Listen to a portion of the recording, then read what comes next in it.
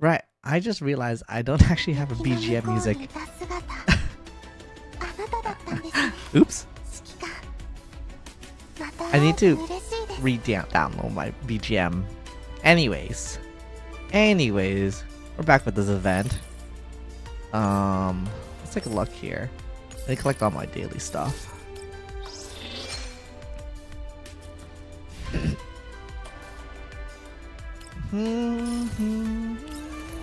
I haven't done the inverse cipher. I might do that today as well.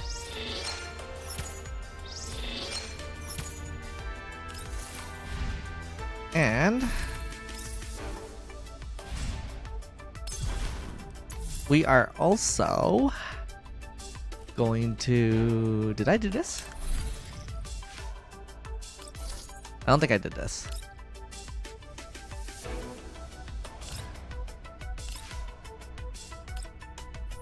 One point into phase strike. Okay. Okay. No. That's pretty good.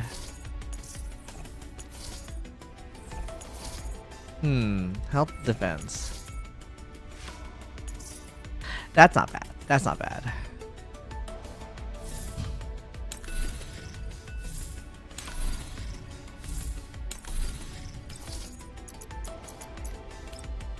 I need to level up QJ first before Klukai comes out.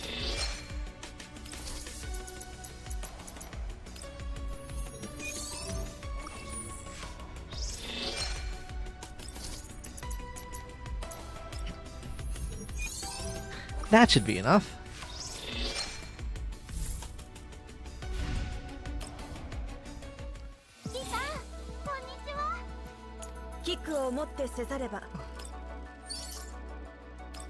Oh, she only gets a 57? What the heck?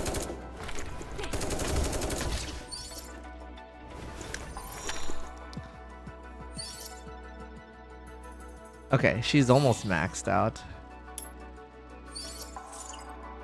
Neurohelix is pretty good.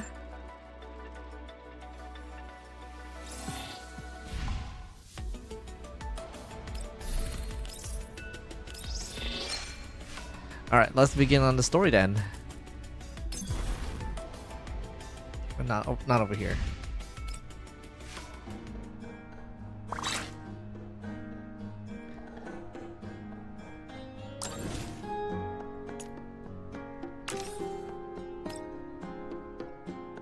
It should be a pretty quick event though. I don't think I'm going to be here for very long.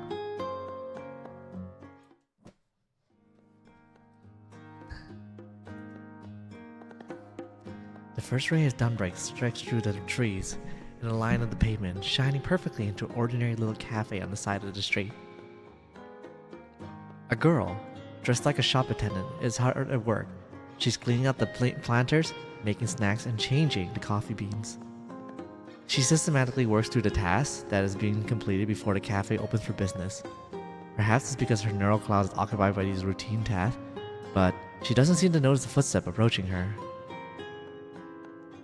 Good morning! Springfield circles the other side of the counter and watches in a look of surprise the other girl's face with interest. Ah, manager! It's not often that I find you so distracted sinterestly. My apologies. Why must you apologize? The point of the cafe is to help everybody live a relaxed life after all. Centrality and Springfield look up at the same time. This cafe, decorated in a retro style, has a signboard reading Zuccherio at the door. The Zuccherio Cafe is not only a popular hangout for local residents, but it's also a secret clearinghouse run by the ex-Griffin dolls to help their colleagues obtain information and seek help. After many years of running, the cafe has gradually put down its root and flourished, and entirely due to the efforts of the dolls who run it. Springfield nods interestedly and smiles. Well, we're able to see this relaxed, proving that my hard work hasn't gone to waste.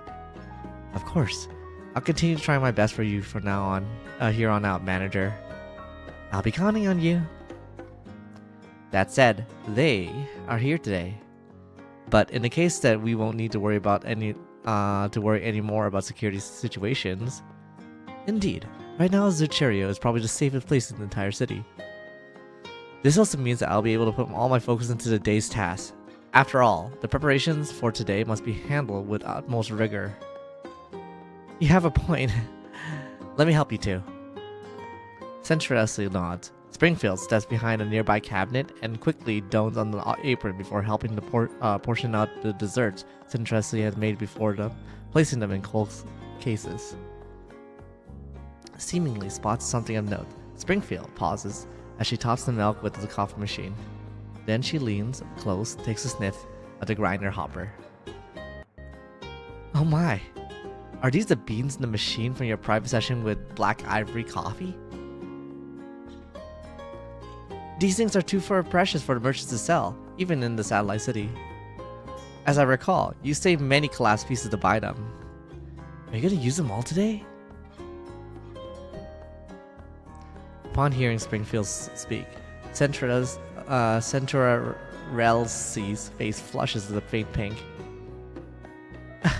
Yes, I would like to make the best coffee possible I can today. Centurelli turns to the calendar under the counter, to a new page with a thoughtful look on her face. Each box with a calendar filled with the entire entries of the events in different styles of handwriting, such as meet with coffee bean supplier, trim the lawn, 100 Zurchio live, and so on. Meanwhile, today's box only has one word on it. Reserved. Ah, about that. Have you wrapped the gift for our customer yet? Of course. I've modified and cared for it in a special way so that our customer will feel the full extent of our surprise that you prepared. Well done, Centurelli. You covered all the bases. I honestly don't know where the cafe would manage without you. You flatter me. This is just standard procedure. Yes, the cookies are almost done. Would you like to try them, manager? I think not.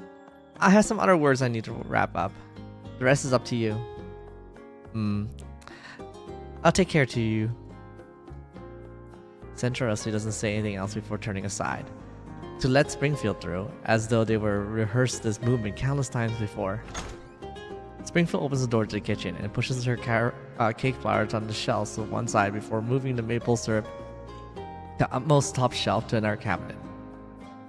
After tidying the place up, she moves the cabinets aside, revealing a patch of a wall whose color brighter on account of not being exposed to the sun as much as the surrounding.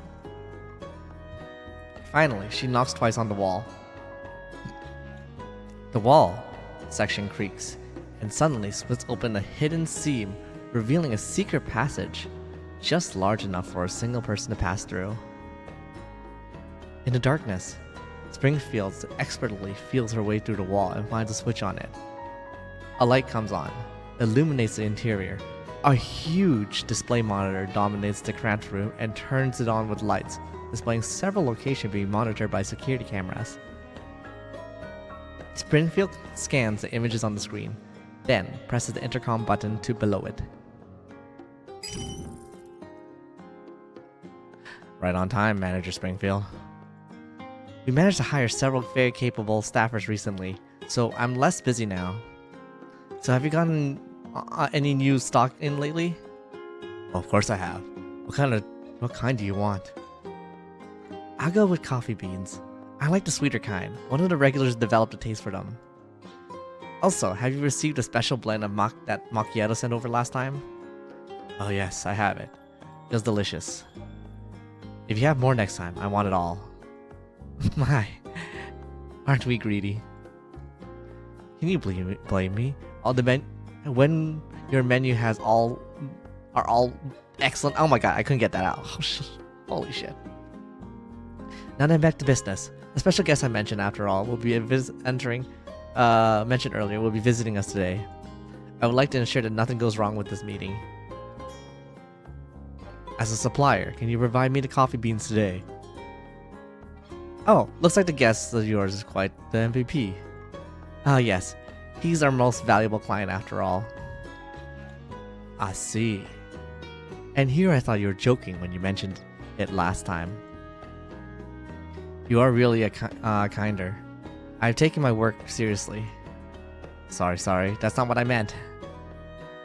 If you insist, I do have some extra coffee beans that I can supply you today, manager. However, there'll be an extra charge for a rush order like this one.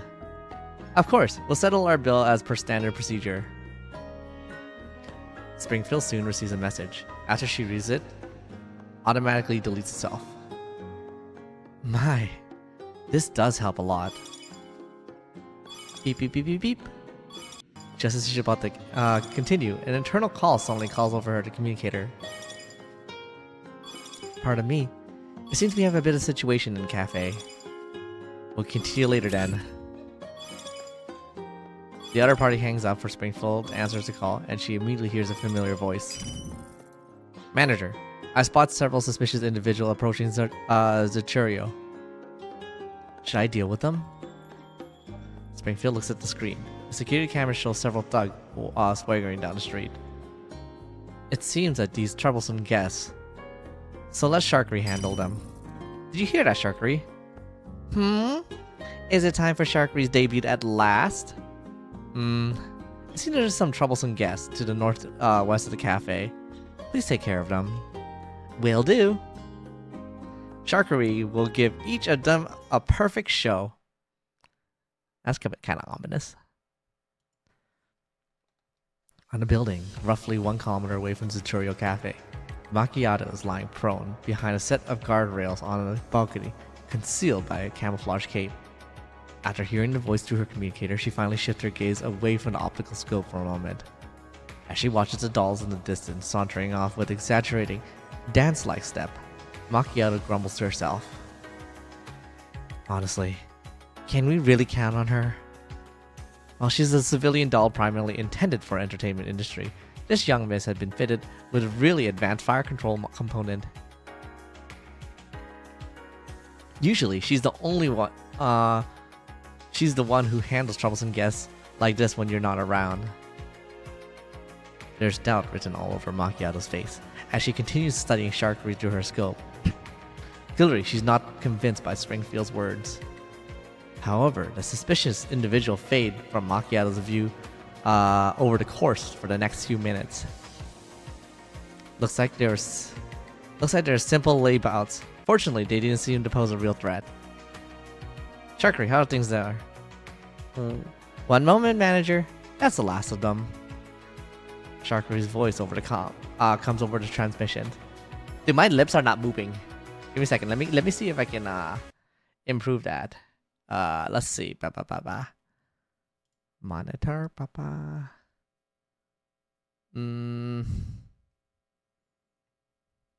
Mouth.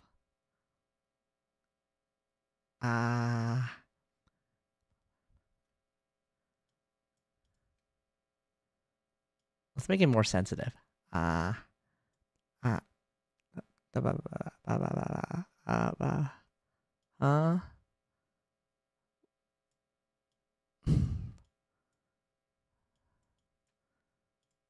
I even do this?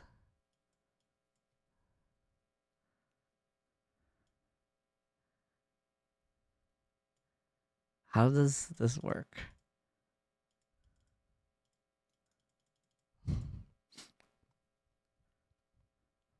Ba ba ba ba ba ba ba. Ba ba ba ba ba. Ba ba ba ba. Up up up. Ba ba ba.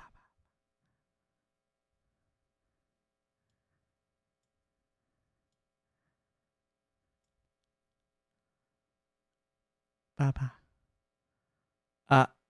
All right. You know what? I'll do it like this.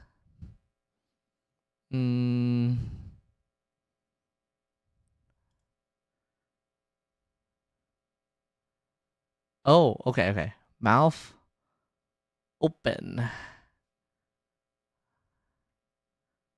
Where's it? I'm like a clown here trying to fix my rigging. Mouse close. Mouth open. Mouth pucker. Left, right. Roll close. I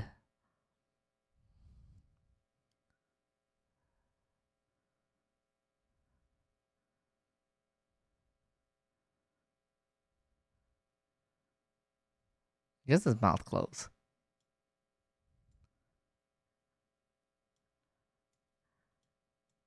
Ba, ba.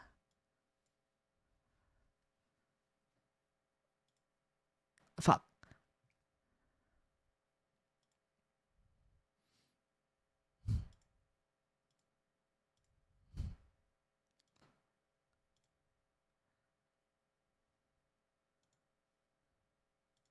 Wait, it's like fucking up. Wait.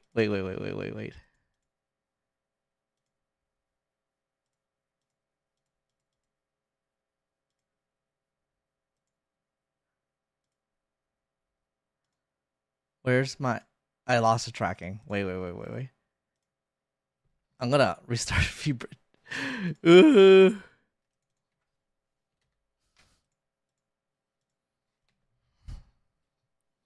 Okay.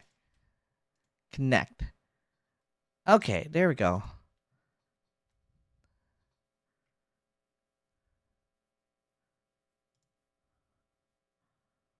Mouth open. Mouth open. Mouth close.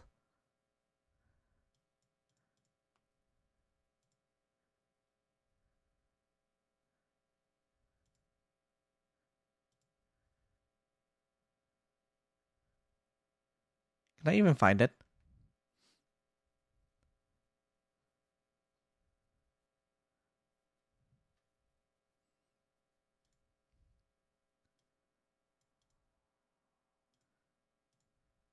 Fuck it. Whatever.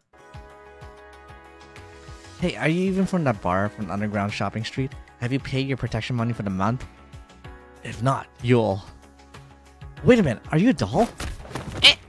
Stand back. Run away! The sounds of flesh being bludgeoned fills the channel.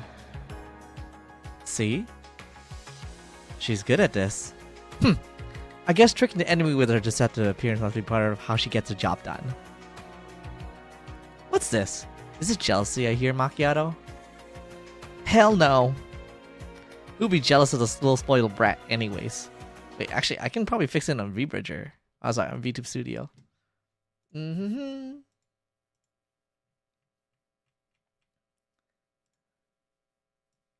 Alright.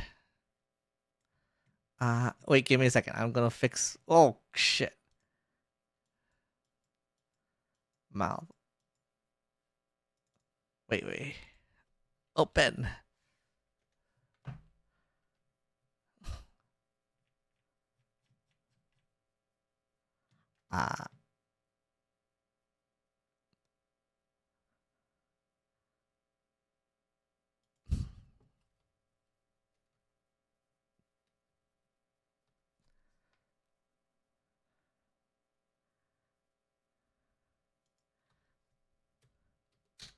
Alright, we'll go with that.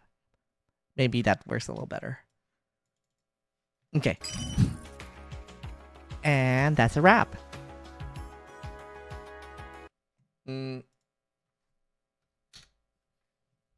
Sharkery cuts the transmission and striking a pose proudly before declaring the word is done. Manager, I finished my mission without a hitch. Sharkery, what's that behind you? In the video feed, an arm slowly reaches out of the dumpster behind Sharkery. Sharkery glances back and delivers a lightning-fast kick that sends the arm back into the dumpster. It's nothing after all. So you just threw them in the trash? You could at least dump them in front of the nearest police box. Oh no, my makeup is running. I need to get myself touched up. You had to go to stage now, Miss Macchiato. Hey, wait. I can't believe she went and spouted a bunch of crap and then walked off like that. I called her back. You should come back too, Macchiato. He's not here yet, is he? Maybe I should keep watch until he sets foot into the cafe. The police will keep an eye on things for today. Besides, I'm sure you don't want to be stuck alone on the roof while he shows up, right? Fine, I got it. I'm coming back now, okay? Although she has an annoying scowl on her face. Macchiato is already getting her work on her final task. First, she opens her terminal, refreshes the data link. Scenes from the camera monitoring the streets around Zachurio flashes through her mind. Macchiato's neural cloud carefully parses and filters every suspicious individual and sound, as well as windows and vehicles that can be used to spy on them. The 14, check, no suspicion condition. The surrounding streets are safe. Having reached a conclusion, Macchiato stands up, looks down from the highest ground into the city. As a professional sniper, she knows the layout of this place like the back of her hand. While Satellite City in the green zone, she has a bullet on the opposition skull for half a second. Any threat exposing itself should the situation call for it. Considering what occasion this day is, she does not want any unexpected interruptions. After verifying the situation, Macchiato disconnects the data cable that is plugged to the floor port before returning her exquisite rifle into the violin case and leaping off to the side of the building. 20 minutes later, as the Zachurio door chime rang for the last time today, 4 members of the cafe staff are finally gathered inside the cafe. Thank you, Miss Macchiato. Your coffee is ready. Okay, thanks. Macchiato accepts the cup and gets a whiff. The rich scent of roasted caramel wafts her nose. She takes a sip and tenses nervously, prompting relax. The bitterness is just right, and the foam feels really dense. In any case, you didn't try to mess with me and treat me like a child. You know you can praise interestedly directly if you really wanted to. Huh? Were you expecting praise right now, just Macchiato? You see, the person in question had no idea you were doing it at all. What a pain. I'll be a bit more careful next time. You're really good at catering into everyone's taste, interestingly. This hot cocoa tastes super yummy too. As I thought, I'd rather than icky, bitter coffee. Sweet cocoa really does suit the super cute Sharkery best. Kids are really easy to fool. Are you praising Miss Sharkery for being cute? What? Oh, of course not. Where's my OBS actually in my chat? Looks like apart from the lesson in the lesson on cafe works, Interested needs to work on picking up on Macchiato's language too. I'll do my best. Why are you acting so seriously about this anyways? Aw, look, Miss Macchiato's ears are all red again. Perhaps she's trying to change the subject, or perhaps she's really bothering by something. But Macchiato turns to look outside the window as she annoyingly drums her finger on the table. Speaking of which, isn't our guest here yet? The dolls look outside. A crowd of people mill back and forth from the street, but the person they're all hoping to see hasn't shown up yet. The cookies will get cold if he doesn't arrive soon. Time ticks by, and the sun rises. The anticipation of the girl's heart may soon become worry. Did something happen to him on the way here? They don't want to speculate on the reason for it. However, their guest has always been a very punctual person. The cafe telephone rings in silence. Springfield heads over to the counter and picks it up immediately, as though she's been waiting for it all this time. She raises it to her ear. She mimes and shudders gestures to other members of the cafe. Hello, this is Zachurio Cafe. Would you like a reservation or a home delivery order? Oh. Is this the password system you arranged with him? However, the voice on the other end of the line does not give the voice that they long for. Springfield immediately puts on her to the back of the counter and gives the other 3 dolls a meaningful look. It's been a while, Miss Springfield. Alright then, let's dispense with the pleasantry. Does the fact that you have this comm code means that you're with him? A wise deduction, and yes, I need you to help me out right now. You won't refuse us, will you? Please get to the point. Simply put, things are going wrong as usual, and the threat level is code red. I sent you the coordinates en route. Whether or not he still be alive depends on how quickly you get there. See you later then, ladies. Ladies of the Zachurio. After some silence, Dandelion hangs up. What? It seems our guests have encountered some difficulties on the way here. I believe we need to make a delivery. Manager, we'll be using the emergency action plan? One moment, please. While she goes to rehearse the scenario of her neural cloud countless times, Springstill wants to ensure that the plan goes off without a hitch. Macchiato, go with loadout 1 and bring as much ammo as possible. After that, you'll drive everyone to the objective location. Got it. Sharkry, can you ensure that the order is delivered? I believe you installed the relevant software already. No problem, Sharkry has gone through tons of sim training. As for you, Centrality, I fear we have to open up the gift we're saving for our guests ahead of time. I apologize for that. I know you spent a lot of time preparing that surprise. That's fine. The gift exists when he needs it. It'll be maximized if we send right away when it's required. Thank you. Just in case, I want you to stay in the cafe and provide remote support. Worst come to pass, I'll activate your emergency measures. If that happens, do not return to Centurio. Proceed immediately to the backup safe house and meet there.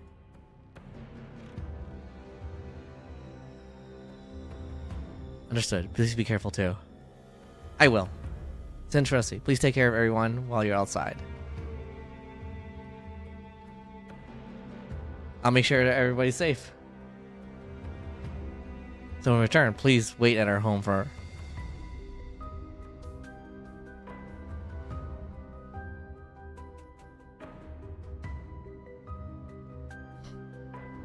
The Venetian blinds slowly close, hedging the sunlight outside the cafe, and the sounds of the cafe door closing is drowned out by the click-clack-clack of rounds being chambered. A place that provides delicious food in a time of leisure is now one that protects, which is important in times of danger. That's what Zuchurio is.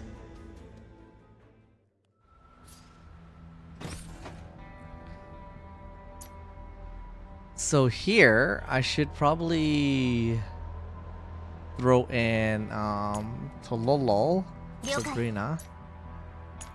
And I can get some XP on Qingzhou, I think. Does she get any XP here?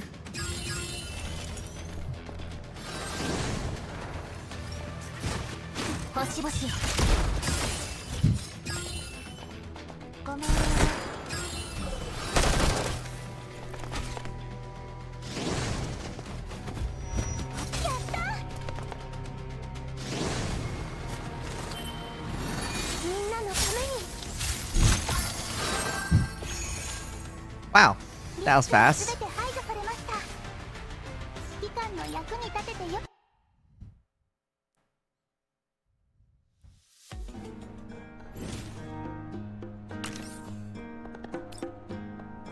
That was like extremely fast. There's a lot of story in the first bit. 2 kilometers due west of the interconnected railway transfer station. 5. Black color IFV moves in the mist. The autocannon and the turret sweeps left to right, searching for enemies. There's a large pit from this IVFV. One of them comes to a halt 50 meters away from the pit. After ensuring the situation is safe, the rear hatch slams to the ground. Black armored troops cautiously dismount, turning from a powerful flashlight mounted to their weapons to illuminate the vast, seemingly bottomless pit before them. The skies start to drizzle, and soldiers' bracelets suddenly turn yellow. However, the trooper ignores the rising particle density. After the squad disperses and takes formation, a red-haired woman emerges from the vehicle. She walks past the troopers and up to the pit. The troopers act like they don't see her, their guns raised as they continue to watch the surrounding for danger. She raises a cigarette from her mouth and lights it before looking disdainfully into the pit and before taking a puff. The rain unfortunately puts the cigarette out. The woman scowls and tosses the cigarette on the ground before forcefully stomping it out. Bad sign, my ass. It's just the same shit. Different day. Behind her, several more IFE drones drive up to the pit. Black armored troops quickly dismount and spread out and scan their surroundings. Soon, they've begun to fill the space in front of the pit. The badge on their black armored troops proclaim that they're from Maggie Security, but their equipment and altitudes are markings different from the average PMC grunt.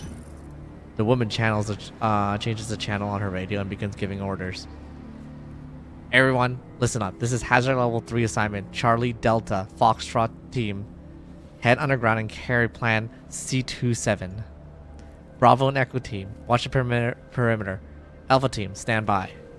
As for our ROE,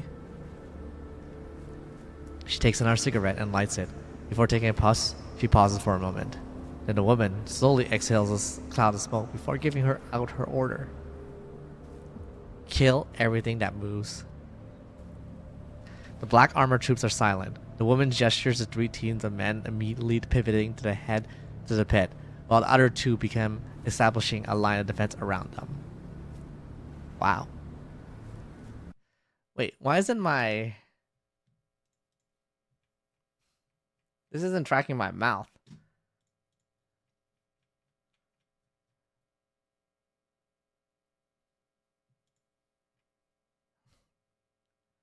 Ba ba.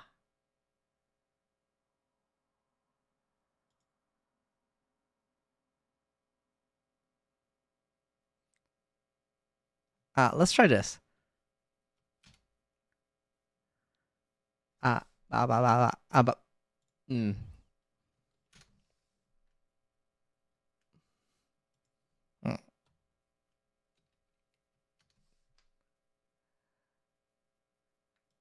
Let's do...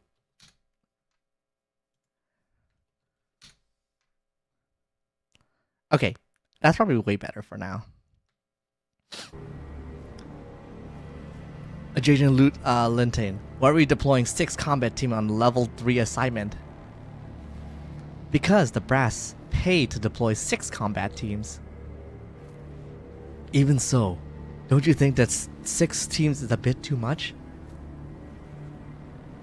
Does the Black Ops this time really bother the brass that much? Just look. Lentine points the terminal in her hand that shows the view of the trooper's helmet camera system. She grimaces in disgust as she looks at the insignia on the wall as she covers it up by lighting another cigarette. Parade us again. Okay, the tracking for that is way better now. I'm good. Squad leader shakes his head. They've been way too active recently. It's been making us look bad too. You mean our nickname? Thanks to this goddamn Black Ops, even the rest of Maggie's security force would rather die than let us help them. I mean, have you even heard of the nickname they gave us? Omen. You don't like it? We're the best of Maggie's security. We should be something like Shining Edge, not Omen or whatever. Shining Edge. The woman suddenly bursts into laughs out loud, then cuts her laughter by sticking a cigarette in her mouth. After a puff and getting her breath under control again, she begins to speak. Frankly speaking, I actually like the name. Nobody hears it as they're going and have any illusion what they're going to do next. She points at the squad leader's head. Say, Kenny, when did you become a security coordinator? Did you actually think about keeping anything safe? Of course not. Did you know? I really hate it when people go expecting something of me and then end up depressed when the expectation falls short. I keep hearing crowds of missions like, aren't you here to save us? Or, how can you handle this? And whenever I do it, it makes me think that I'm a parrot in a cage. A parrot? Because everyone thinks that you should be saying that they expect something for you to say. Nothing else registers as proper words to them. Just noise, like a rooster going, "Ak ak" or something. Kenny momentarily is at a loss on how to respond. Just then, a voice over the comm on the radio, and the two of them, their chit-chat, checks their terminal. Adjacent Lentin, we're closing onto the target area, preparing to enter. Switch it off to security cameras, but leave one patch directly into the comm channel. Do not record any imagery at the mission. Roger. Have Delta block the entrance. Foxtrot will cover you. Use all your explosive. Roger. Time for work. Lentine tosses her cigarette butt aside and heads for the IFV, then Kenny trailing after her. Once they get inside, the monitors inside the vehicle show positions of the combat team members who have entered the tunnel from the view of their body cameras. On the screen, the black armored troops are moving from the elevator platform towards a huge smash gate. They enter the room beyond, covering for each other's leapfrog fashion.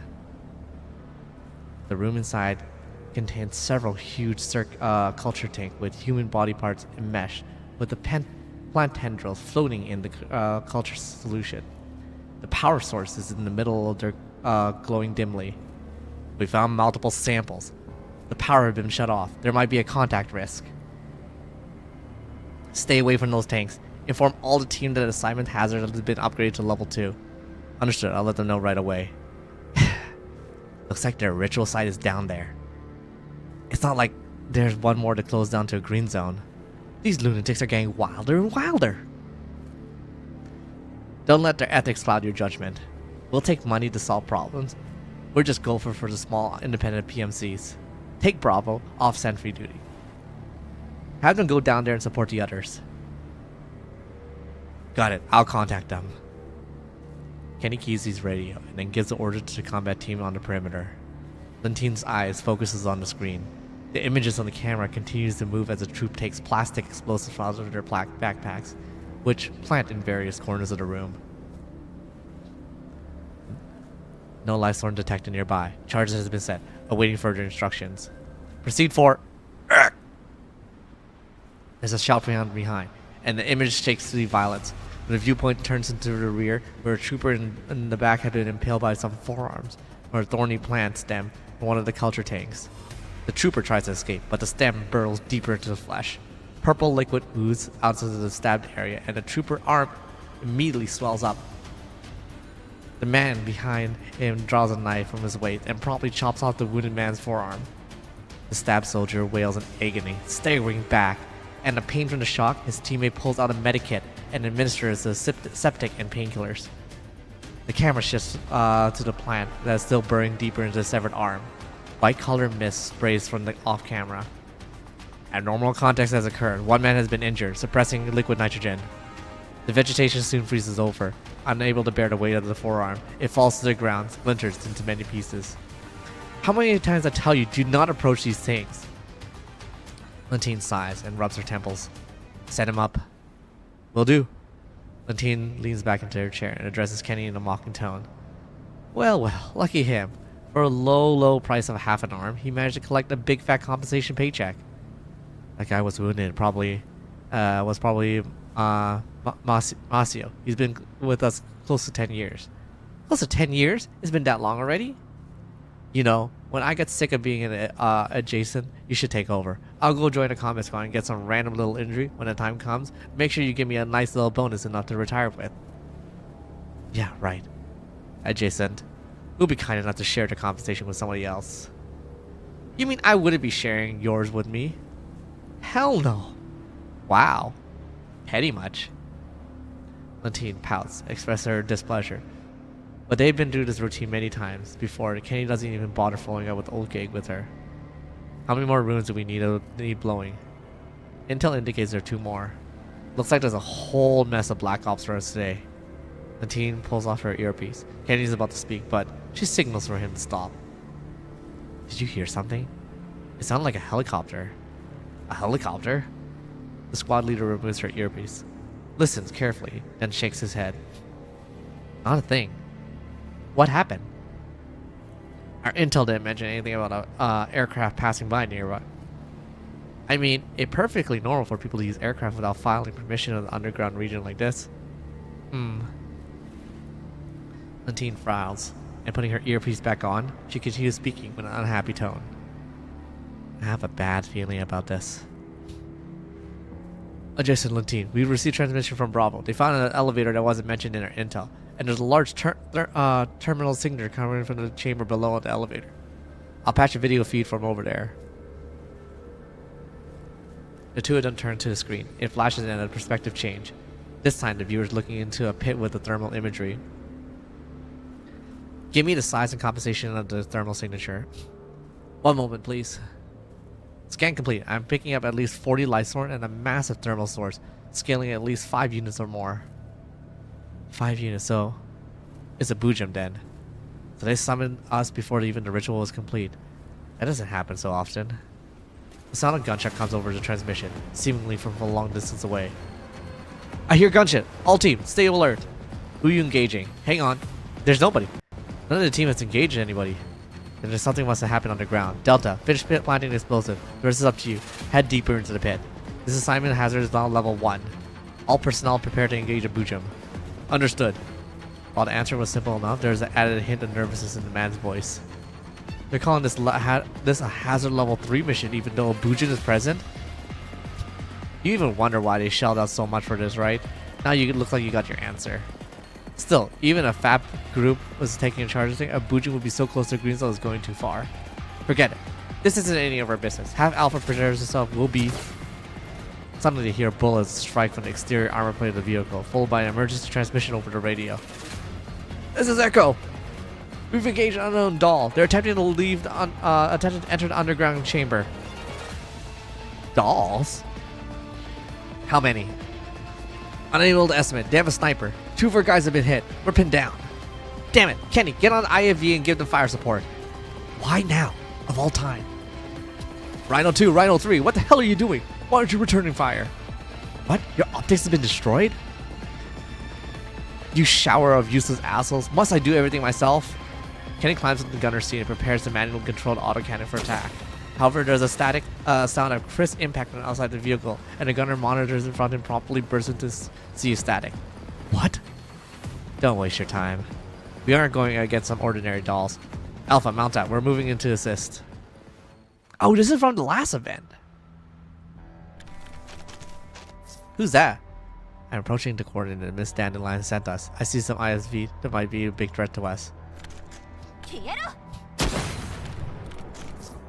I've destroyed their optics. They shouldn't be able to do anything for the time being. Got it. Ready to break in? Yeah. Give me 30 seconds. I'll be at your position ASAP. Sharkery, stay inside and keep your engine running. Prepare to head out at any time. So, I won't get a chance to shine? Not unless you want some 25mm ventilation in your frame. Okay then. But, don't take your time.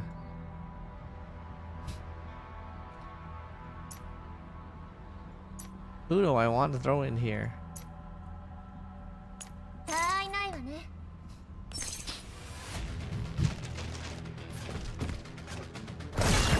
Who's that?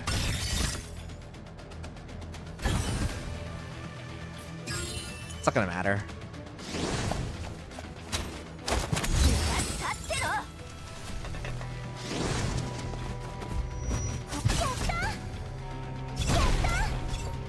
It's only 2 units.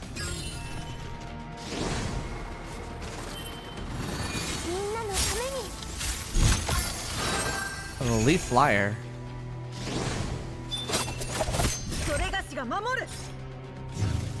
Oh, she shouldn't have gone last.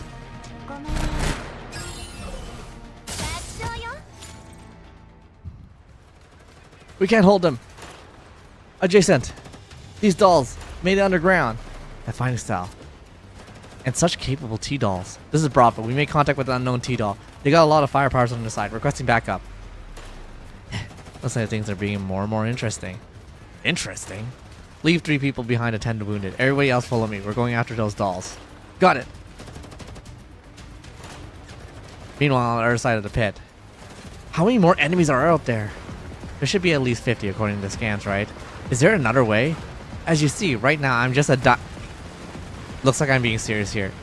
In that case, we should be able to solve this problem handily once our reinforcements arrive, right? Reinforcements? Where are we gonna get reinforcements from? Just then I hear a familiar, yet unfamiliar voice in my earpiece. The moment I do, I know what we've been tossed a lifeline. Master, do you read me? Loud and clear! We received Miss Dandelion's distress call, now approaching your location. Makioda has come too. Wait for us, Commander. Don't you dare die down there. Looks like my number's not up yet. Dandelion, give me Centrally location. Already sent. The enemy's weight of fire is massive. The sooner we're out of here, the better, considering we don't know any more enemies that will show up. I quickly glance at the signal icon on my terminal. Centrally and the other are approaching fast. From their position, I can count on them to help me pincer the enemy. However, we'll need to take Helena back from the Bujum first. I look around. Diane hits the enemy with everything she's got. Hulfi and Helena is protecting are looking at me with frightened eye.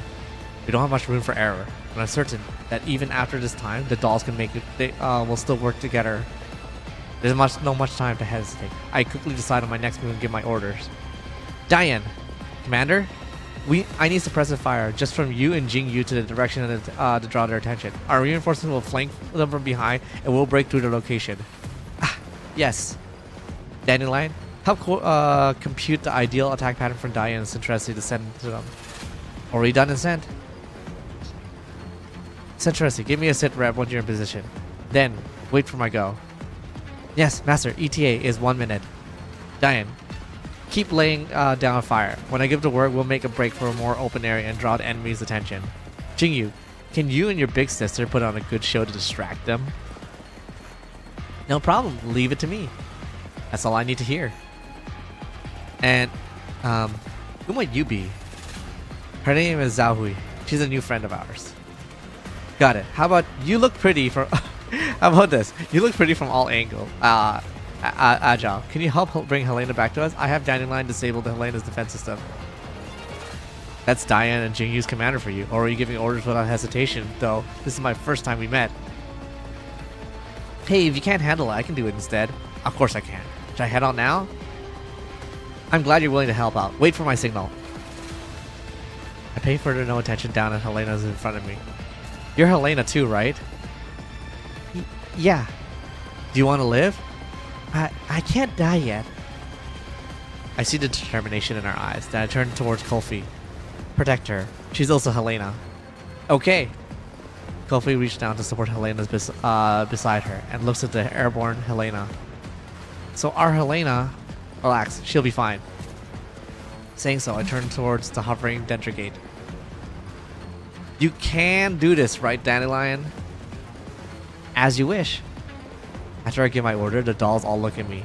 I take a deep breath and wait for the transmission to come in. Master, we reach our attack position. Waiting for your command. Got it. Everyone, go!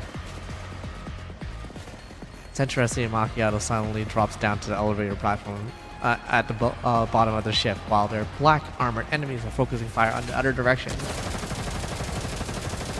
It suddenly opened fire, cutting back the black armored troops down before they even know what's going on. The dolls seem to take position for the enemy once occupied and begin providing covering fire.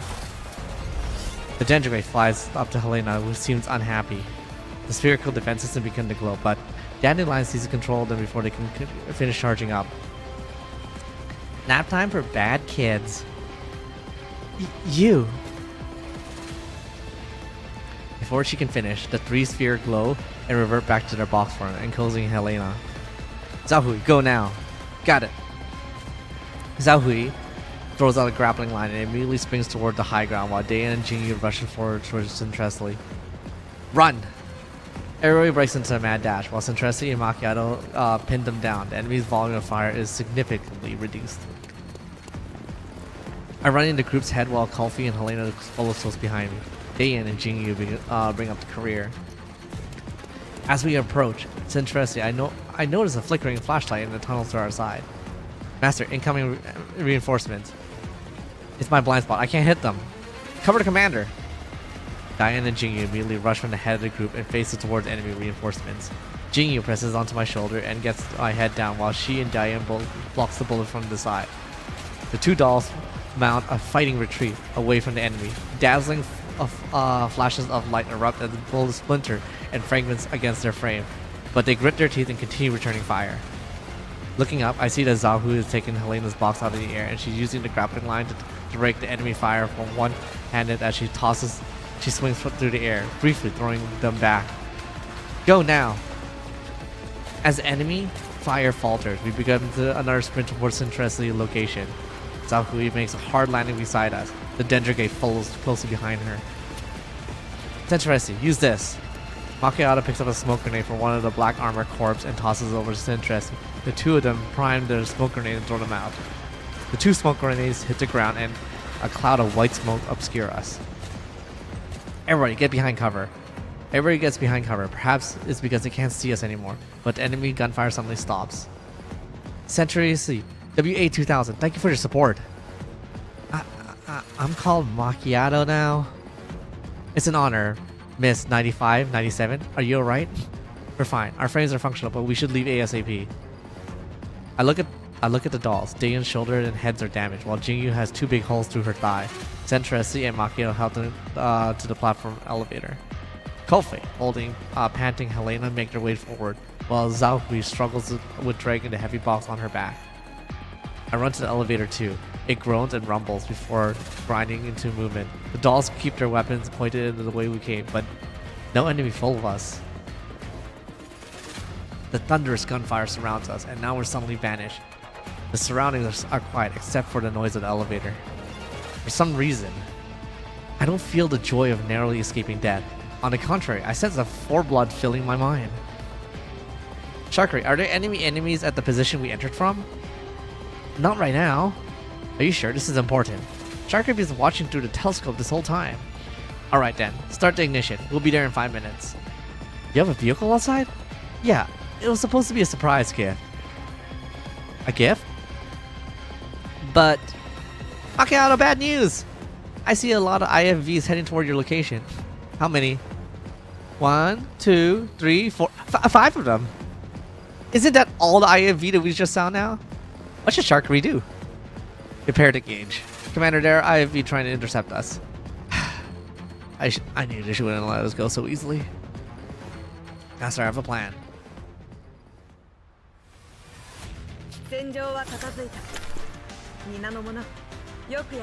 Wait, she's max level?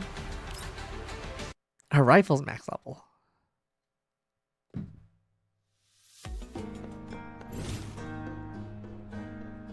Holy crap, this event was kind of long.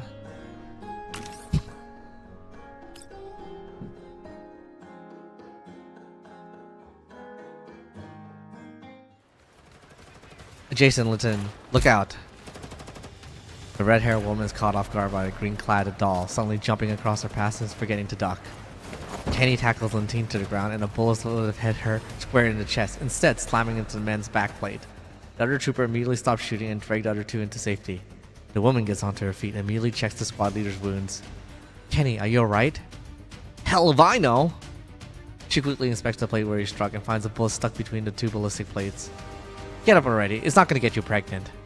The woman kicks the squad leader. After realizing that he wasn't injured at all, Kenny scrambles to his feet. Lentine pays no further heed. Instead, she peers out from behind the cover. The smoke clouds fully spaced out. She can't see anything. Jason, we lost sight of the target. Should we pursue? Give me a casualty report. We have 12 KIA and 25 wounded in action. Losses are serious. Goddamn motherfuckers. After them. I want them all to burn in hell. Calm down, Jason. We have a huge disadvantage for fighting dolls at this range. Lentine trembles with rage. She pulls out a cigarette and takes a deep drag out to calm herself down. After taking a brief period of compensation, she wins over her emotion. Bravo, evacuate the wounded. Everybody get out from the other teams who can still move. Form up a squad and follow me. We're heading to the surface to wipe them out. Once we get out of the underground level below, blow all the charges. Yes, ma'am.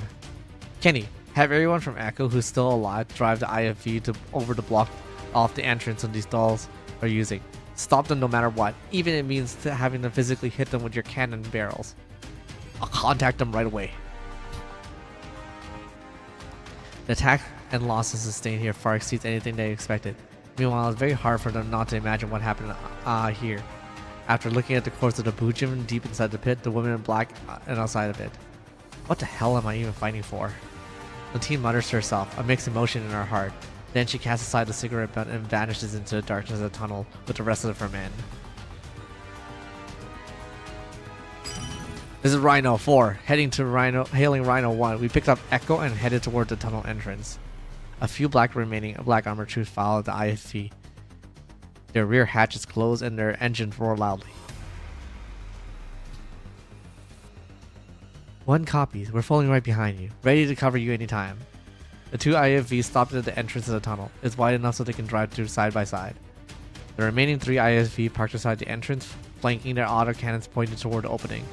All their targets' opticals are riddled with bullet holes, forcing the crew to pop their hatches and physically view the surrounding. The vehicle headlights turn on. One vehicle commander signal and advances the two leading ISVs into a tunnel. Rhino 4, let the infantry scout the surrounding. Don't let yourself get flanked and ambushed. 4 copies. We're on high alert. The black armored man emerges from the vehicle, guns held and ready, as they eye at the vehicles around them. This is Lentine. The enemy is taking the elevator up. Head to the top elevator landing and intercept them. Smash them to bits. 4 copy. Adjacent. You heard her. Pick up the pace. Copy. Accelerating now. The IFV pick up speed, crushing crates and corpse underfoot. The black armored troops notices a crushing corpse of the have Maggie security written over the gear, but they rapid their movements soon carried out of sight. Stopping over the end of the tunnel, the ISV headlight casts a clear glow sign ahead, while the elevator performs noisily makes its way up the shaft. The spinning yellow lights and alarm klaxon and a constant reminder the ISV crew are competent and the elevator is about to arrive. The elevator platform is stacked high with various crates. The ISV turn their turrets to cover as it comes to everybody's view. Open fire! Open fire! Roger, commencing attack. While they can't see the enemy position, the IFV gunner pulled the trigger on their hand station without hesitation. The IFV's autocannon and coaxial machine gunner open up in unison, a tremendous power of large caliber rounds, shredding the boxes and crates and platform to pieces. The autocannon rounds even pierce the platform itself and turns the center into Swiss cheese. The plumes of smoke from the gunfire covers the entire platform. And it is after the tense, odd seconds of this withering barrage that the IFV silently ceases their attack. Ceasefire, ceasefire. Do you have contact visual? Unable to determine, but there's no way anyone could survive that. Ah! A sharp blade slashes through the neck of the speaking trooper. He stares incredulously at the maid-attired doll who has appeared behind him. Blood splurts from his severed cardia and jugular. He tries with all his might to stop the bleeding, but fails, and his collapses limp through the turret hatch into the vehicle's interior. Ambush, ambush, drop your troops. Ah! Another doll descends from the ceiling, landing onto the turret. The crewman nearest to her pulls up the pistol and shoots, but she kicks his head so hard that it spins a full 360 degrees around his neck. Holy crap! What the hell is going on? Report. We went ambush. Disembark and form up now. Dude, she fucking like twisted his neck.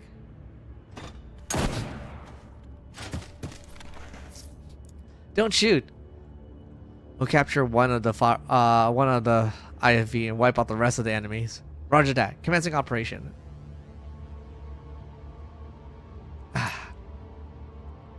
Slime like this where I can actually just like rest my throat. Holy, I just been yapping. Target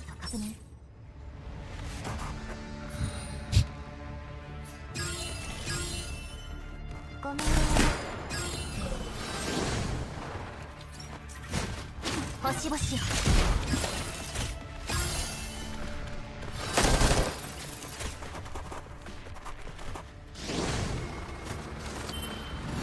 みんなのために。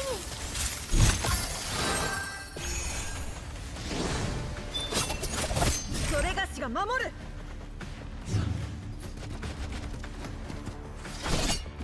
Who's that?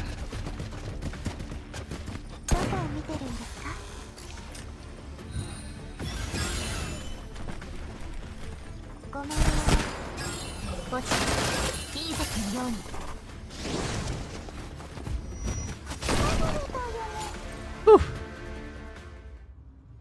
Nice and trusty. Those autocannons would have shot us to bits if it wasn't for your warning. Climbing onto a tiny platform was a piece of cake. These people are totally underestimating us. Just before the IFV arrived, the dolls already carried me, and jumping up the elevator landing to where we hid ourselves in the side tunnel. Meanwhile, Jing Yu and Centresi laid in an ambush on the ceiling, waiting for the enemy to deliver itself into our net. There's no way these enemies would have given us up so easily. Macchiato engaged our ISV when we arrived here, so my guess is that they would use this to head us off.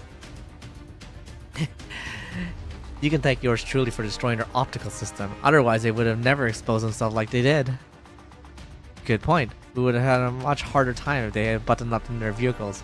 Those metal blocks are a real pain.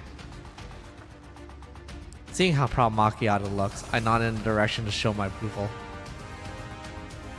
Still staying here is too dangerous. I gesture for the doll to gather us so we can begin our planning for our next move. Thank you. Everybody, you were a godsend. Come on, let's mount up. I'll handle the driving. Miss Dandelion, would you mind helping me download some driving software? On it. Centrosity drives into the driver's seat while the other dolls chuck the corpse out of the vehicle before filling up with the passenger components. Centrosity finishes downloading the IFV's driving software just as everybody finishes taking their places. As she begins just as she begins to rev, however, a massive explosion comes from deep without the underground complex. Damn it, they must be trying to blow up the place. Hurry, we need to get out of here. Yes, master. Centrosity floors and accelerates the IFV as it lurches forward. The tunnel behind the ISV begins to disintegrate as it wakes, and chunks of debris from the ceiling above a stone rains. Rhino 4, come in, Rhino 4! Echo Team, do you copy? I think they're all dead. Son of a bitch. All the remaining Rhino units, listen up. Seal off the entrance exit. The tunnel is collapsing faster and faster, but Centrosity is already driving fast as the IFV can go. When we're perched inside the turret, Macchiato spots more ISV waiting to ambush us, but there's no way that we can slow down now. Sharkry, get over to the tunnel exit right now. We need backup. Go with plan 1. Weapons free, weapon free! Is it time for Sharkry's exciting performance at last? Yay! We slam into the wall of lead from the ISV outside the tunnel, forcing Macchiato to duck back inside the turret. From the front, the bullets, cannon shell, and all manners of ordnance throwing out the endless rain of sparks as they ricochet off the ISV's armor. Behind us, the collapsed tunnel surges forward and consumes us all. Suddenly, a tremor whirls of blades, shaking off the air behind ISVs that are inside the tunnel. A helicopter armed with rocket pods has arrived in attack position. It's a chopper. There's an attack chopper out there. A what? Hang on, we're almost there. Black-clad soldiers are running through the wilderness in top speed. The exit behind them belches in flames as the demolition charges as they sprint forward towards the other one. Shoot! Quickly, shoot it! Shoot it! The ISV turret begins to swivel, but it's too late for them. Wait, ISVs are tanks? The helicopter hovers in midair, and then a volley of rocket pods turn the ISV into a burning wreckage. The ISV from inside the tunnel roars into the open air and bashes the flaming wreck aside, trailing explosion which completely destroys the tunnel in its wake. As the flame chases it, the ISV carries towards a small hill in the distance while spewing back black smoke. The helicopter gracefully bangs from side to side as it flies past us, landing on the hill where we're headed.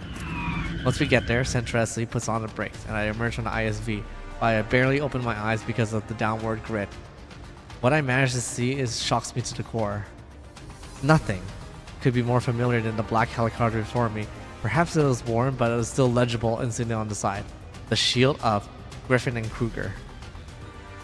Get to the chopper! There's no time to admire it. The dolls from the, pop the ISV hatch and begin climbing towards it. I help the dolls push Helena and the box into the cabin. In the distance, the black armored troops have also gone to the high ground on their own. The woman who leads them obnoxiously gazes at the helicopter in the distance. God damn it, we won't be able to catch up with them. Kenny, do we have any rocket launchers? We do! Bring that chopper down. Give me a pair of binos.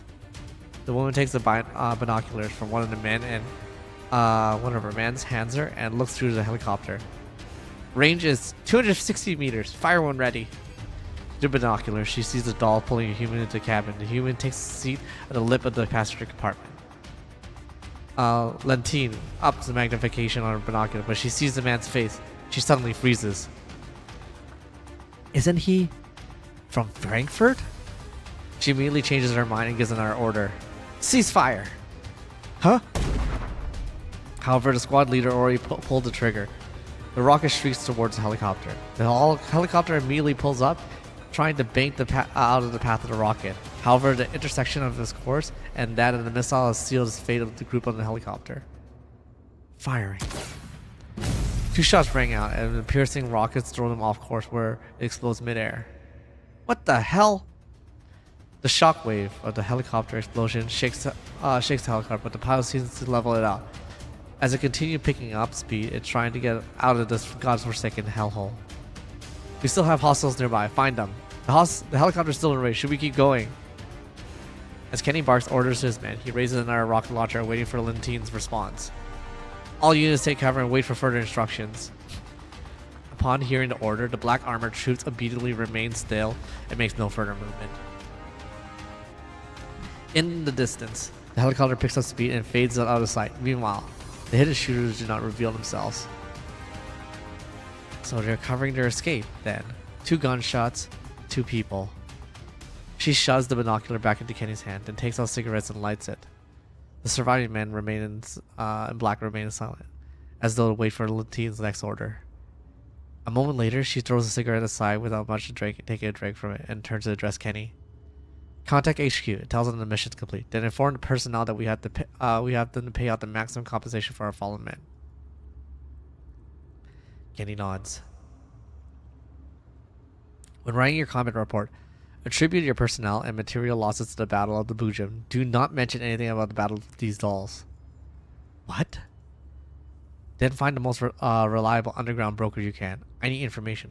A lot of information. With that, Lentine heads to the distance. Ignoring Kenny's question, the sounds of the world begin to fade away as she loses herself in thought. There's only one thought in her mind. Why? Why? Why? Why? Driven by that thought, she sets a mission on her own.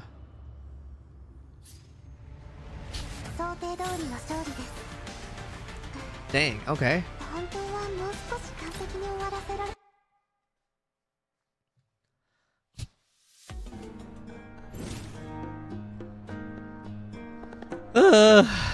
Alright. That's a good point right there. Hey!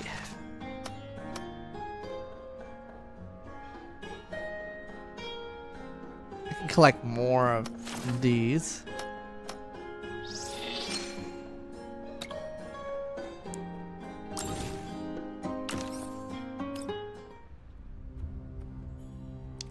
The helicopter rises through this cloud and reaches the cruising height. I get back inside the cabin and close the door, where after the active noise cancelling system installed in all Griffin noise helicopter engages and excludes all outside noise. The silence surrounding makes me realize that I left the combat zone. And it's only that I realize that my hands are in trembling and a feeling is slowly rising up to my arms. I clench my fists, doing my best to stabilize my heart rate, then I begin considering the current situation. Based on what I just found out, the involvement of Peridius and those PMC troops and that other Helenas are all very unnatural. What on earth is Dandelion trying to pull? Where is she trying to steer all of this? I look towards the flying Dendergate and think about how to get the answer out of her. That missile is headed for us clearly did not explode for no reason. From its trajectory and position where it exploded, someone must have shot it down.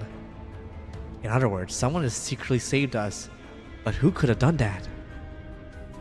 I ponder the question, but I can't come up with anything, since I have no evidence or proof to support it at all. All I can do is set that aside for now. So, where do we go next? I'll send Tressie and Macchiato later. I'm sure they have plans of their own.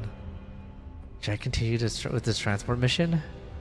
I look at the box with the other Helena, who just looks like the other one I just know, but acted completely different. Once we get to a safe place, I'm gonna have a good long chat with her about what happened before we got her. After this brief period of contemplation, I look inside the cabin.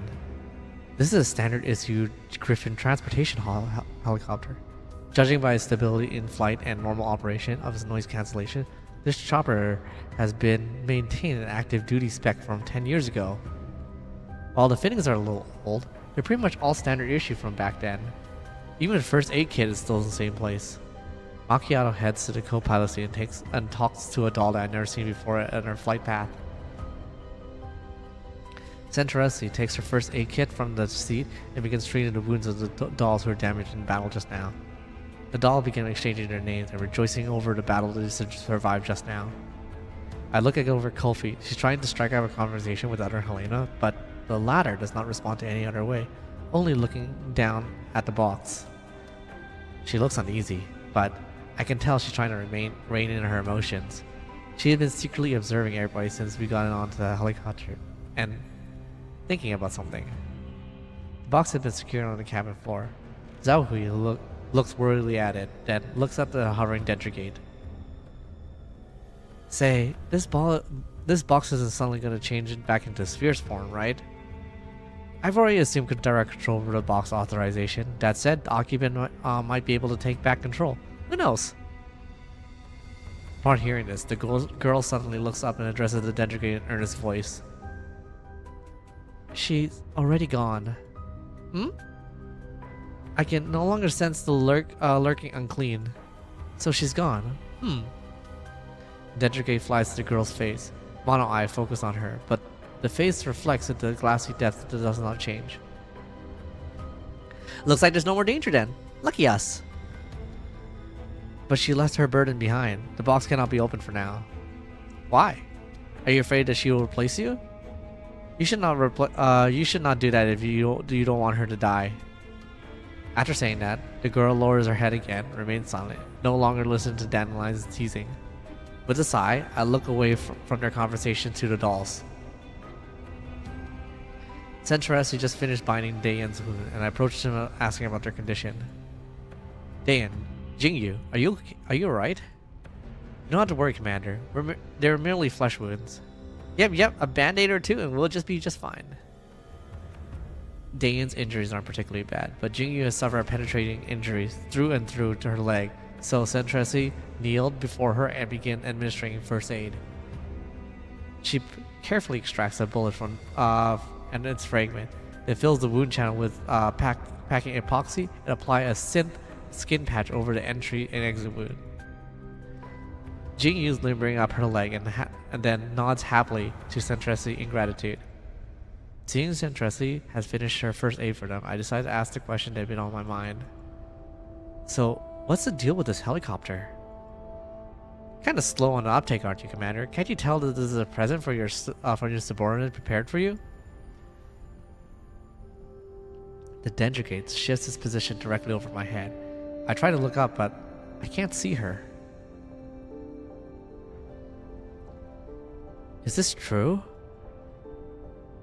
Centresi puts the tool back in the first aid kit and looks at me with a smile. Indeed, we heard that you're working on the yellow zone all the time, so manager and I and everybody at Zuchurio decided to chip in and get this for you. We were planning to present it to you when you came to Satellite City. However, the situation was so urgent we needed to get here ASAP, so we decided to give you in this way. Do you like it, Master? The sudden surge of emotion leaves me unsure what to say next. As the nostalgia assaults my brain, I look around. I feel like I've gone back 10 years in time. But after seeing the box on the ground and Helena beside me, I realize I'm no longer in the past.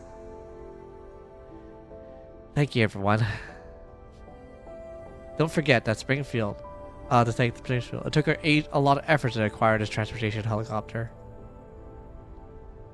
After Mokiata finishes talking with the pilot, she heads for the pilot cabin and takes a seat opposite of me. Did she? And your name is now Macchiato. That's my name now. Make sure you remember it. I will. Macchiato. Is Springfield with you too? Yes, manager is waiting for us at CHE-02. CHE-02. It's one of those satellite cities on the escort route. I look up at Dendergate. It pretends that it doesn't see me looking. We should be safe for now. Would you like me to contact manager? Ah yes, we should. Put her through. Centresi adjusts the terminal frequency and patches the signal into my earpiece. Soon I hear a familiar voice through it. Oh my, the commander. It's been a while since we last spoke. Yeah, it has. Sorry for making you go through all the trouble. Now, we don't need to stand on the ceremony, Commander. Are things over there well on your end? I guess not. You're funny as ever, Commander. Judging by the fact that you're speaking to me over this channel, I take it you already received your present. Yes, although I have no idea how you managed to get hold of it after so long. It's definitely a big gift, though. It's definitely appreciated. That's good to hear. I'll make preparation to receive you at the cafe. The cafe. I see. Speaking of which, I brought a rather complicated bunch of guests with me. Will it be convenient for you? Miss Dandelion already told me the details of the situation. As for those Helenas, they'll need special care. You'll need to make some preparation before coming to the cafe. Preparation, you say. I understand. Oh yes, and regarding Elmo, I explained the situation to Miss Mailing and asked her not to worry. You don't need to worry about the rest. I've already told the staff member what to do. Just get some rest along the way. We'll deal with any problem that comes up when you arrive in Zaturio. Hell, that's Springfield for you. She's already taken into account all things that might be worrying me. I nod and then end the call after thanking her. As I take the view from the outside of the window, a wave of fatigue suddenly washes over me. Apparently, the sense of security I felt, knowing that I was surrounded by my dolls, led me to relax unconsciously. I lean against my seat, close my eyes, allowing my consciousness to drift into the depth of my mind. Commander, Commander. An indistinct voice speaks into my ear. It sounds like Helena. I force my heavy eyelid to open and focus my sight on a white-haired girl beside me. There seems to be a film consideration over my field of vision. Helena? Commander, we've arrived. I move my slightly stiffened joints. I haven't been expected to be sleeping so soundly. Then I look around. Helena's the only one here. Everyone's gone. Where is everyone? Commander. She bursts into tears. There, don't cry. What happened? I fumble a little and try to wipe her tears, but she ended up grabbing my wrist instead.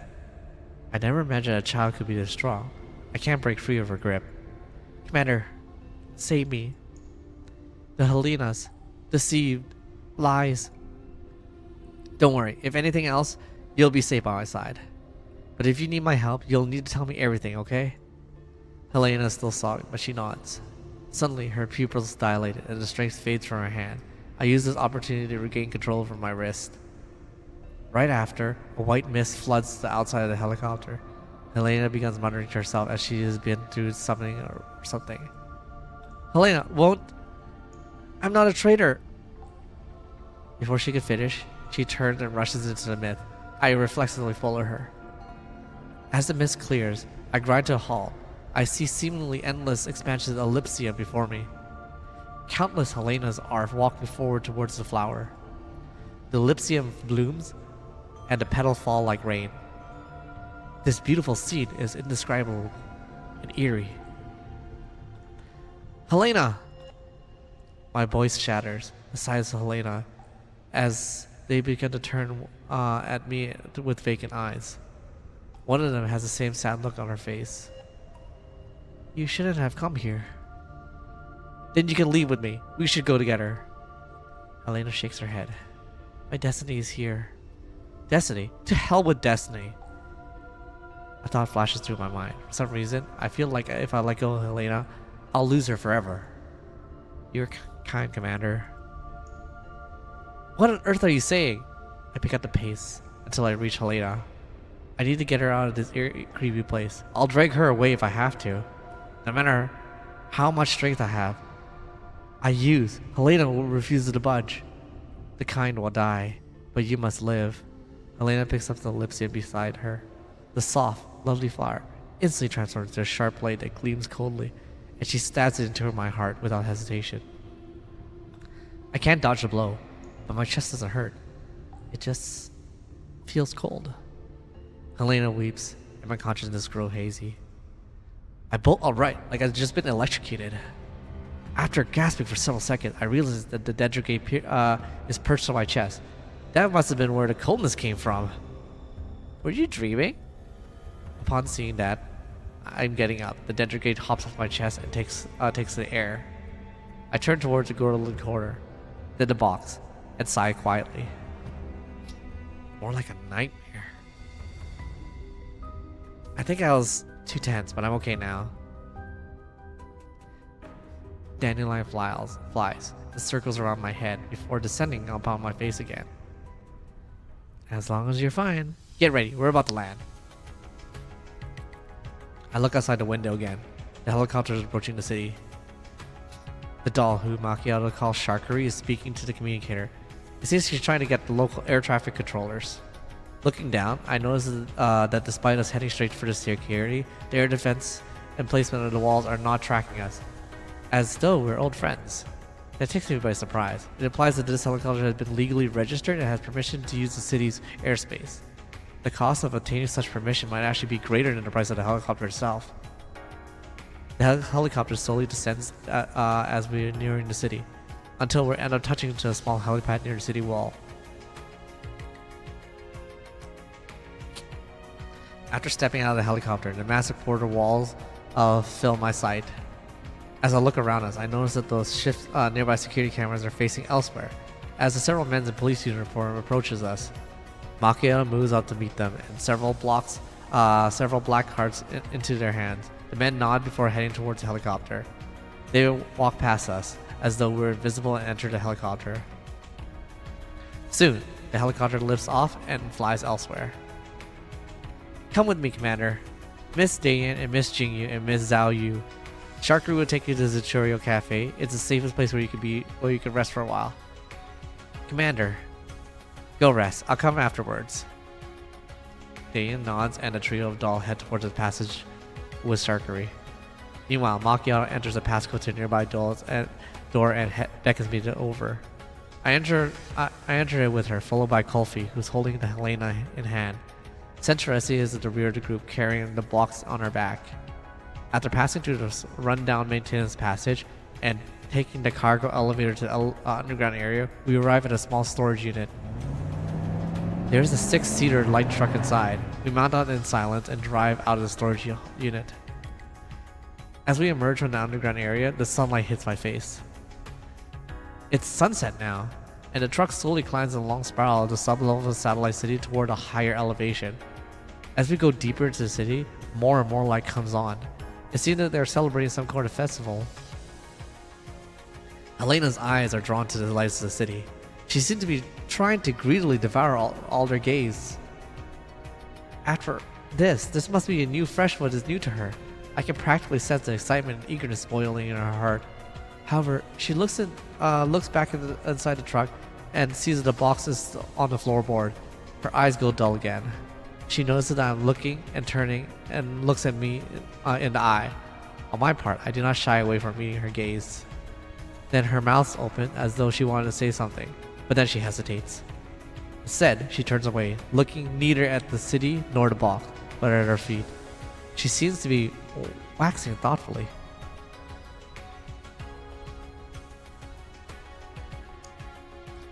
An hour or two changes of vehicle later, Macchiato drives us to a skyscraper, whereupon we dismount and get into an elevator. As the doors open, we're greeted by a bright yet clearly sealed room. Springfield's there. Clearly she has been waiting for us for quite a while. Welcome, Commander. Did you enjoy your trip? And here I thought we'd run into a blockade or be subject to a thrilling car chase. Looks like I was overthinking things. That would be terribly rude to subject you to something like that after you came all the way to CHE02. Well, that's the most reliable cafe manager for you. Speaking of which, this isn't Zichurio, is it? I look around. We appear to be in a very high-end safe house, packed with all kinds of comms equipment, weaponry. Even the wall had been reinforced with ballistic armor plating. But of course, this is one of our hiding places. It used to be a high-end apartment. I renovated the interior so it should be quite secure against any internal and external threats. After considering how important this little miss might be, I thought this might be the best place to put everybody up here. Well done, Springfield. You really thought of everything. Looks like I made the right choice in picking you as your first stop. The Dendergate comes to a halt in front of Springfield and projects Dandelion's face. Why, if it isn't Miss Dandelion, I thought you'd be coming in person. But this body of yours... Oh, you know how it is. Commander doesn't give me a proper frame. But I wanted to risk my life while saving it away from him. So I have no choice but to use this Dentricate for now on. Oh, that's enough nonsense out of you. Still the same old Miss Dandelion it seems. Anyway, please help me charge this Dentricate. His battery must be on his last leg after a whole day of flying around. I think I'll go take a rest myself. I'll leave the rest of you guys. The Dentricate flies above Springfield, and with a snap, it powered down and falls into her hands. Springfield finds a wall socket and plugs the Dentricate into it. Like a fucking iPhone. What the fuck? Then she dusts her hands off before smiling at us. There's room for everybody in here. Let's all relax and take a break. Springfield walks up to the girl. As for you, Miss Helena, if you don't mind, will you allow me to lend you your hand? The girl doesn't answer, and Kofi directs a pleading gaze at me. It's fine, let them handle it. You should get some rest too. We'll meet in the hall later. It was only after hearing me speak that Kofi lets go of Helena's hand. Centresi leads Kofi into the rooms and escorts her inside. Springfield smiles and holds out a hand to Helena. The latter doesn't take it, but she eventually nods after hesitating for a moment. Springfield turns around and says a few things to the Centresi before the two of them lead Helena into another room. Before they leave, Springfield turns to speak to me. Commander, you should rest up. We'll contact you once we're done cleaning her up. Right. After Springfield and company leave, the only people here left are me and Macchiato. Let me take you to your room. Please do. Macchiato leads me forward, then stops at the door and opens it to see a guest room within. It's not too big, but it's luxurious appointed, and there's a shower and a bathroom inside. This is a really fancy place.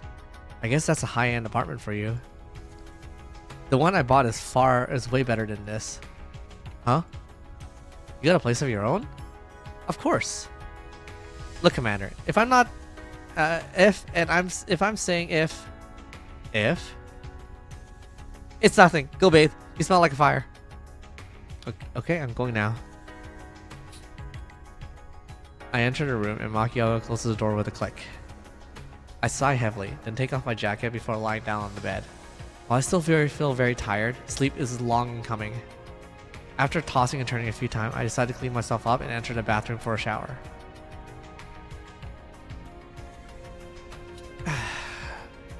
The clean room and comfortable warm water makes me realize I have been treated like this for a long time. As I spray myself with hot water and from the shower head, I think back on the things that happened before. One thing is for sure, I don't regret anything that happened. I feel like much more refreshed after exiting the shower and drying myself off. Then, it's on with my clothes and back into the bed waiting for Springfield's summon. Just about to fall asleep again, after many minutes, I hear Springfield's voice in my terminal. Commander, is now a good time? We finished some preparations on our end. I throw on my jacket and head outside. As I do, I see Springfield and the others waiting for me in the main hall. I notice Helena sitting on the sofa. The grim bloodstain from earlier had been cleaned off, and she's wearing a fresh set of clothing. Kofi is sitting by her side, while Springfield's sitting opposite of them. Macchiato and Centresi waiting for us from a distance. I glance over at Springfield as she moves from side to side with a smile. I walk up to Helena and take a seat on the sofa opposite of her. You look much prettier now. Helena brushes a little, and then she answers with a very quiet voice. The nice lady helped wash me up. It was all thanks to Centresi's hard work. As for the clothing, the only thing we had was remotely at her side was Sharkru's outfit, so we hope you like it. Well, at least she looks like a normal girl now. A normal girl, huh? I raise my elbow on my feet, and I lean forward to study Helena for a moment before I begin speaking. I know you must have a lot of questions about us. Just how we have a lot of questions about you. I'm sure everything that happened just now must have been a huge shock to you, but it's over now. Come, let us sit down and have a good chat. It wasn't much of a shock. Really now? Well, it wasn't that much compared to what happened in the past. The girl frowns and looks up at me. I look at her without flinching. Who are you people anyways? Where should I begin? Well, I'm a perfectly ordinary bounty hunter, and these girls are all my ex-subordinates. We're all kinds of friendly dolls, but I guess you already know that. Helena looks at the dolls around her and nods. They're all kind of friendly, but that doesn't necessarily mean you're good people. Why did you save me? Why did you bring me here? We were asked to escort Helena to a safe place where she could be cared and protected. Escort Helena? I turn open the box on the ground, the girl's eyes full of mine. Somebody handed Helena to me. We ended up being attacked by all sorts of enemies each day, from Vajir to Paradies and now Maggie Security? Since you're Helena too, I had no reason to leave you there. Reason? Is that why you fought Paradies and those mercenaries? Paradies has always been our enemy. I wouldn't have spared them even if I had been tasked to escort Helena. As for those mercenaries, I don't have a particular grudge against them. That said, I have no reason to shoot back when they shoot at me. I guess you can't trust us just yet, huh? I look at Springfield with a look. She steps forward and addresses the girl. Don't worry, this is a safe place. I can guarantee you that that those Nighters, Unitas, and Maggie security people will not find you here.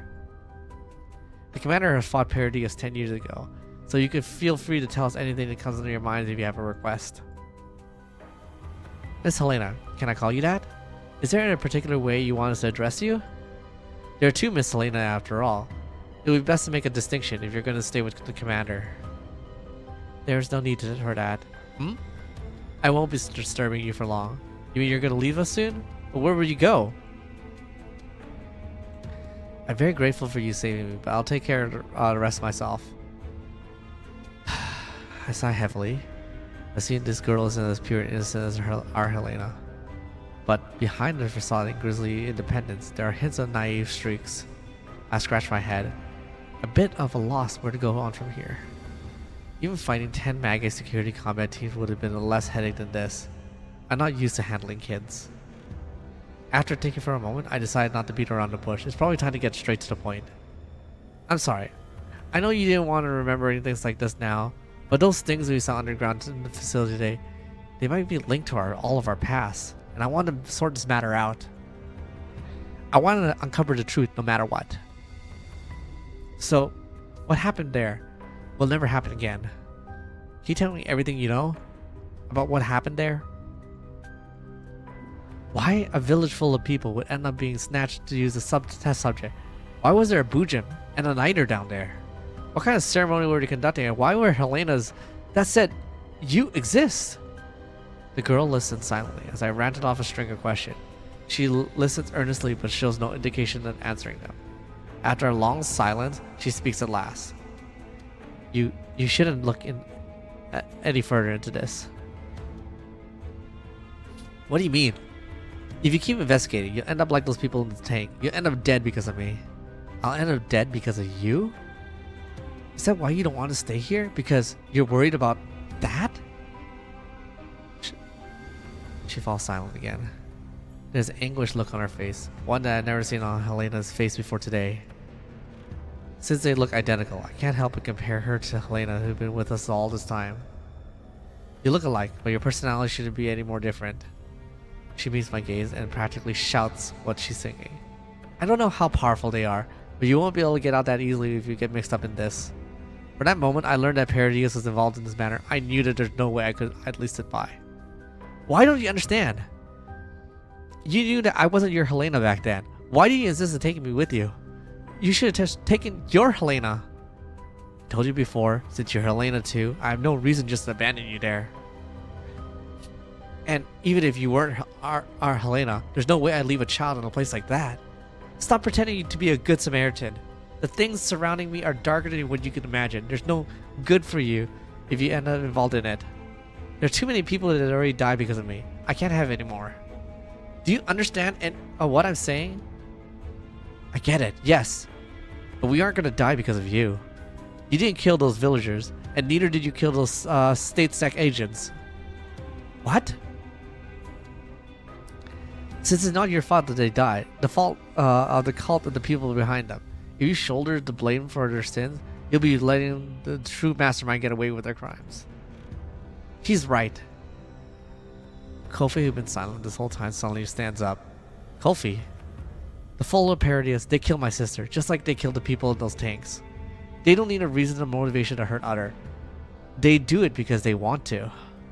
So I can't accept what you're saying. I can't accept that you're taking the blame for hurting others when it's clearly those cultists' fault. I don't know what happened, and I don't know who I should be hating, but I want to do something. I want to change something. That's why I've been staying by Helena's side no matter what Helena is. My sister's dead, and she's not coming back. But maybe, if I try hard enough, the people who would have been suffered like my sister did won't have to be hurt. I'm sorry, I shouldn't be saying this to you. The air in the room goes silent. After saying her piece, Kofi sits back down and says no more. Thank you, Kofi. I look at Helena and address her in any kind of firm tone that I can manage. Running away won't stop anything, and running away won't stop tragedies like that from happening again. I'm sure you understand that. But don't take everything onto yourself. Also, don't look down on us. You saw how we took those Bujim out with those mercenaries. We'll uncover everything about those Helena incident. Considering how the Helena ended up with their hands, I'm pretty sure you know how determined we are to interfere in this matter. Helena D60 bites her lip. There seems to be a great struggle in on her heart. Are you from State Sec too? Nope. But we can do more than they can. Helena thinks for a moment, and then she speaks at last. Well, if you want to know, then I'll tell you. My memories are limited for what happens in the village. Neither United called me Lord, and those villagers looked at me as a miracle created by God. They said I could help everyone find Cervantes, and then lead everybody to freedom from pain and gaining eternal life. You know what Cervantes is? No, I don't. But I hear that's what everyone's been searching for.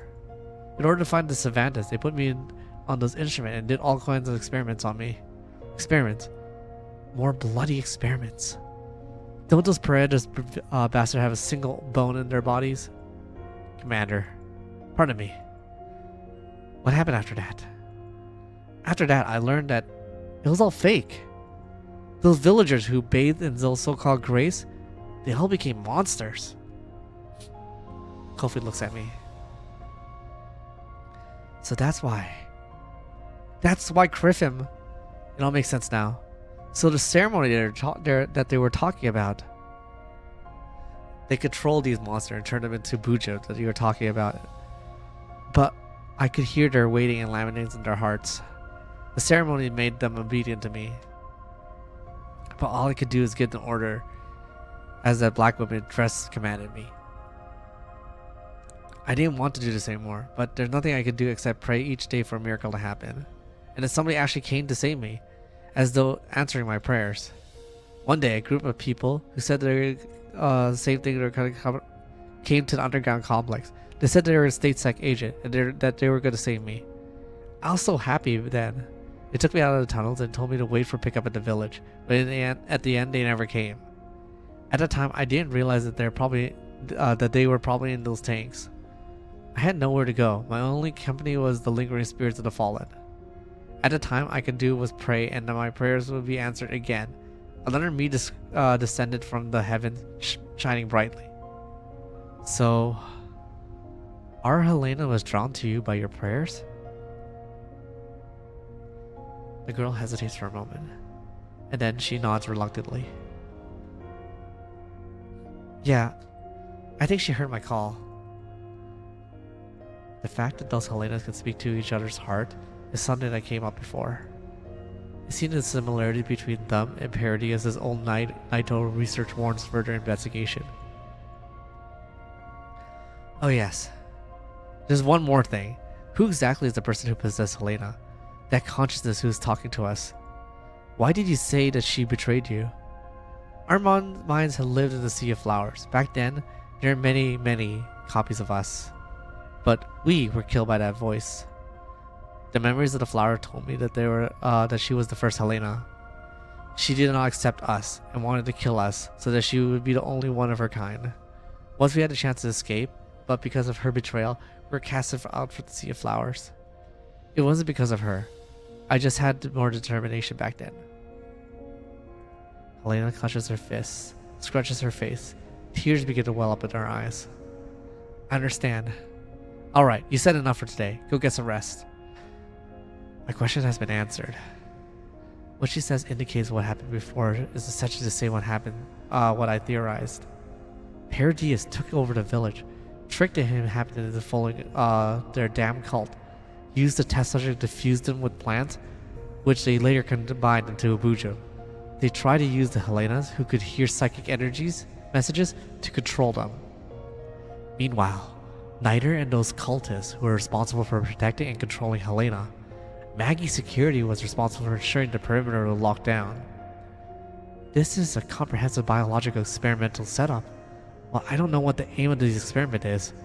It's perfectly keeping up with Paradies' way of doing things. And that makes me certain that those bastards haven't completely stamped us out yet. Let's handle the rest. I promise you that no one else will get hurt again. Kofi, stay by her side. Also, we need to check the condition of Helena in the box. Will do, Commander.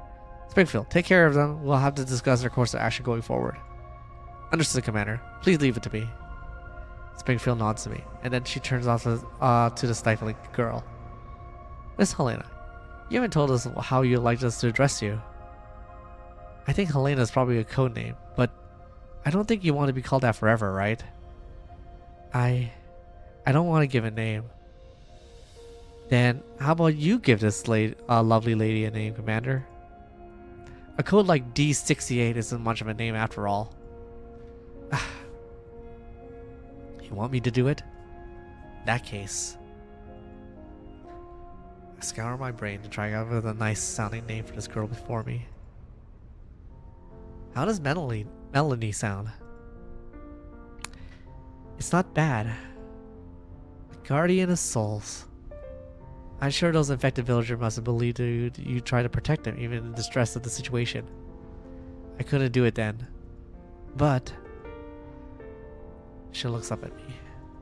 I think I understand the meaning behind that name.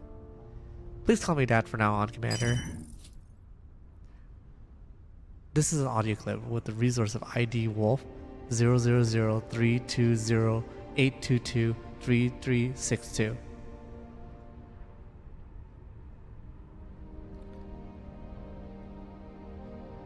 They've arrived safely. Our missing comrade has been confirmed there as well, right? Yes, they were all killed. But their deaths were not in vain thanks to Commander's intervention. He's still much of a busybody as always. Still, that's just how he is. You don't seem to approve. His methods are highly inefficient, though they are effective at times. I don't understand him, but as long as he doesn't interfere with our mission, I won't oppose him. Perhaps that's how humans think. He's just like she was. It's always so pretentious and infuriating at times. It's high praise coming from you. However, my assessment has gone deep enough. Perhaps we need to establish more direct command. Very well. Since you're the leader now, I'll obey you without question, out of consideration for the mission's efficiency. Still, don't forget our original objective. Alva. Alva? Who's Alva?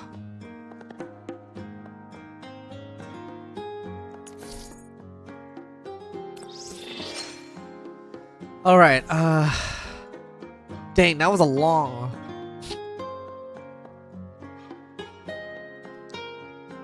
One, two... I'm gonna take a break for now. Holy crap.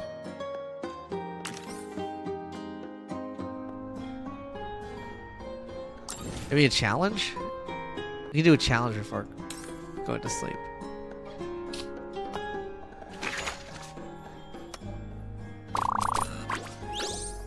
Woo!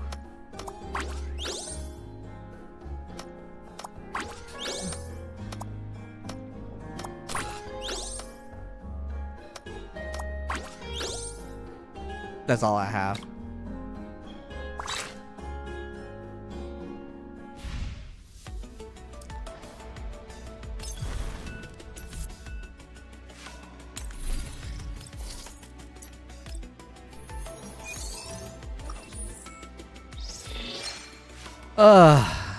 That was something.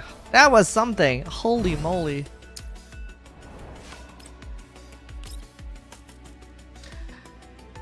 My voice is like actually like parched and tired from that the whole like event. All right. Let's see. QJ.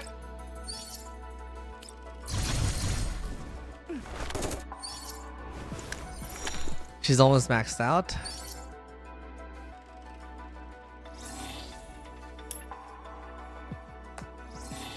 It's getting there, getting there.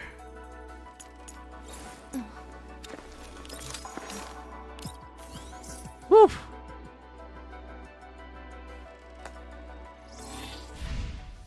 All right, we're gonna look for someone here to raid.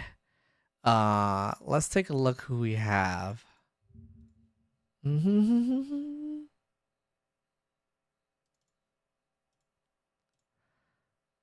I think I want to hit another Girls Frontline 2 streamer if I can. Tomo's playing League of Legends.